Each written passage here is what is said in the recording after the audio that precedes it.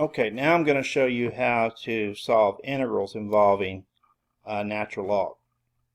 Well, we know the derivative of natural log of x is 1 over x. So if we integrate 1 over x, we should get natural log plus a constant. The absolute value is so that if you were to get a negative value, you wouldn't be taking the natural log of a negative value. So here's an example of that. If I integrate 5 over x dx, I get 5 times the integral 1 over x dx, but I know that integral is natural log of the absolute value of x. So that answer is just 5 times the natural log of the absolute value of x plus a constant. Okay, now if you've got 1 over u du, where u is a function of x instead of just x, then that would be the natural log of the absolute value of u plus a constant. Now this can be helpful with some trig functions. Now we can figure out what the integral is of tangent x dx.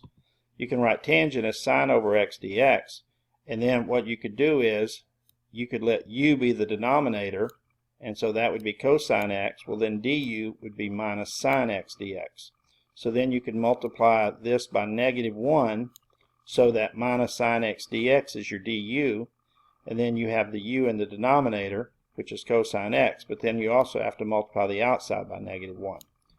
So by doing that, that's going to give you a negative on the outside of the integral du over u, which is minus the natural log of the absolute value of u plus a constant, or minus the natural log of the absolute value of cosine x, since u was cosine x. And so there's a formula for evaluating the integral tangent x dx.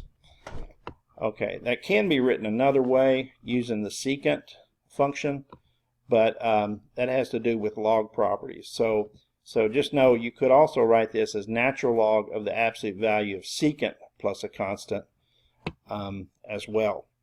Okay, now this one is pretty straightforward. You integrate 1 over x, you get natural log of the absolute value of x. You integrate 2x, you get x squared, and then you add your constant. This is pretty much the same stuff. You integrate 5 over x, you're going to get 5 natural log of the absolute value of x. You integrate x, you're going to get x squared over 2, then your constant. This one, if you break this up into two terms, 2 over x plus x squared over x, well, you get 2 over x plus x, because x squared over x is just x. And then once you get it written like that, just integrate 2 over x to get 2 natural log of the absolute value of x, and then integrate x to get x squared over 2, and then add your constant. For general examples, let me show you, that's not supposed to be there. Okay, so this is 3 dx over 3x minus 5. Well, since 3x minus 5 is not raised to a power, we can't use the power rule, but or it is raised to a power, but it's raised to the power of 1, and we can't use the power rule when the power is -1. So let's try letting u equal 3x minus 5. Well, then du would be 3 dx. Well, notice that's exactly what I have on top is 3 dx. So this can be written as the integral of du over u. So that would equal the natural log of the absolute value of u plus c. And then, of course, with indefinite integrals, you always replace u with the original function, 3x minus 5 in this case. This is basically the same concept. You're going to let u equal the denominator, 2x squared minus 3x, then du is going to be 2x minus 3 dx, and notice you have 2x minus 3 dx in the numerator, so you can write that as the integral of du over u, which is natural log of the absolute value u plus a constant, and then replace u with x squared minus 3. This one is very similar, except one thing. When you let u equal the denominator, you get, for du, you get 3x squared dx. Well, you know how to fix that. Multiply the top by 3 and the outside by 1/3, and then this 3x squared dx becomes du. So I have a 1/3 on the outside, and then this becomes du over u. So I'm evaluating 1/3 the integral du over u, which is 1/3 natural log of the absolute value u plus a constant. And then, of course, replace u with what it equals. All right.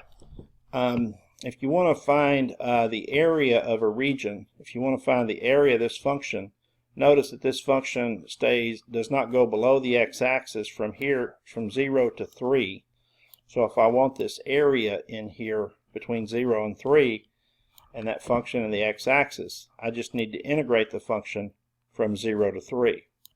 So what I can do is I can let u equal x squared plus 1, then du is 2x dx, so I'm going to need a 2 in here, and that's going to cause me to have to put a 1/2 on the outside. But when I do that, that's going to make that integral be 1/2 du over u. But remember, I have to change my limits of integration, so you're going to plug 0 in up here to get u equal 1, and then you're going to plug the 3 in up here to get u equal 10. And then you just evaluate this integral, and you get 1/2 natural log of absolute value u from 1 to 10. And I think by now you know how to apply the fundamental theorem of calculus. So you just get 1/2 times natural log of 10 minus natural log of 1, and ultimately that's 1/2 times natural log of 10. And I can leave off the absolute values on those since I know that 10 and 1 is positive. There's some other tricks you can do. Over here you'll notice I used long division to rewrite that expression. So I rewrote the function as 1 plus x over x squared plus 1 dx using long division. Well, the 1 is easy to integrate. When you integrate 1 with respect to x, you just get x. But to integrate this term, I actually have to multiply the inside by 2 so that the top becomes du, and that means I have to multiply on the outside by 1/2. So now for that integral, I get du on top and u on bottom, and I'm letting u be x squared plus 1, and then du is 2x dx. So when I integrate this, I get 1/2 the integral du over u, so that's going to be 1/2 natural log of absolute value of x squared plus 1 plus a constant. Now, go ahead and freeze the video and read this, because I'm basically going to do the same thing I did here in the next example, but the next example I'm going to do a definite integral. But here I'm doing it as an indefinite integral, but just note that as an indefinite integral I had to switch it back to the original variable x. But for a definite integral I don't have to do that. So let me show you how we're going to do the definite integral. So if I integrate this definite integral from 0 to 1, 2x dx over x plus 1 quantity squared, what I can do is I can let u equal x plus 1, and then I can let du be dx. Well, that's not going to help me because I've got that x. So, and you can't multiply the inside by x. You just can't do it. But what I can do is I can solve this for x in terms of u. So I can get x equal u minus 1. And I can substitute x. For x, I can substitute u minus 1 everywhere for x, here and here. And then that gives me 2u minus 2 over u squared. Then I can break that up into 2u over u squared minus 2 over u squared.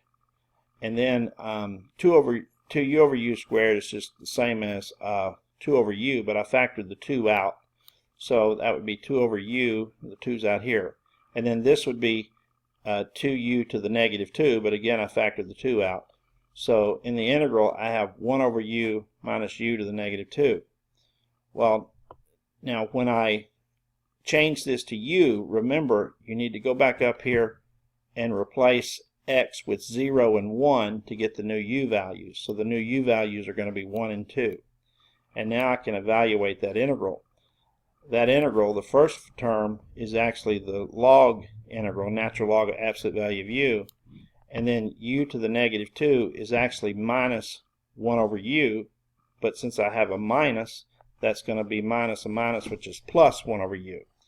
So I'm actually going to get 2 times the natural log of absolute value u plus 1 over u from 1 to 2. And if you plug a 2 into this, you get natural log of absolute value u plus a half. If you plug 1 into this, you get natural log of absolute value 1 plus 1. And then you can simplify these and subtract. And then, of course, you gotta at the end you gotta multiply by 2. So I'll let you go through that those computations there. But the final answer is 2 natural log of 2 minus 1. Okay, pause the video here and read these guidelines to help you learn how to integrate particular functions. And then when you're ready, you can start the video back and then look at some more examples. Okay, so on this example, I have 1 over x natural log of x. So I have dy over dx equals 1 over x natural log of x. So what I'm going to do is I'm going to multiply both sides by dx. And so what I'm doing is actually solving a differential equation. So I get dy equals 1 over x natural log of x dx. Well, if to get y, I can integrate this, but integrating dy would be the same as integrating this. Well, let's talk about how would I integrate this. Well, if you let u equal natural log of x, then du is just 1 over x dx. So technically here, what I've got is this. So this integral is the same as the integral 1 over x dx over natural log of x. Well, 1 over x dx is du. So, and then natural log of x is u. So I actually have the integral 1 over u du. So it's going to be natural log of the absolute value of u plus a constant. But since u is also a natural log, I'm going to have natural log of the natural log of x plus a constant. Now, go ahead and pause the video and read this one. I did one for tangent a while ago, but this one you can do the use a u substitution of sine x, and then you can develop a formula for cotangent, for the integral of cotangent x dx, using the log rules for integration. And then when you're through looking at that one, just move on to the next one. Okay, so here I want to show you how to integrate secant x dx. Well, this one requires, you have to be a little clever. So what I'm going to do is I'm going to multiply this by secant x plus tangent x on top and bottom. Well, then I'll get secant squared x plus secant x tangent x over secant x plus tangent x. Okay, well here comes the tricky part. Let u equal the denominator, secant x plus tangent x, and then du will be secant x tangent x, and then plus secant squared x dx. Well, wow, that's exactly what I have up there. So this is actually just du over u, where u is secant x plus tangent x. So when you integrate du over u, you get natural log of the absolute value of u, but since u is secant x plus tangent x, you're going to get the natural log of secant x plus tangent x in the absolute value plus a constant. And so now we've actually shown formulas for these three variables. So now you have integrals involving the 6 basic trig functions for when, if the argument is actually a function of x rather than just x. So now we have these 6 formulas here, so we're good to go.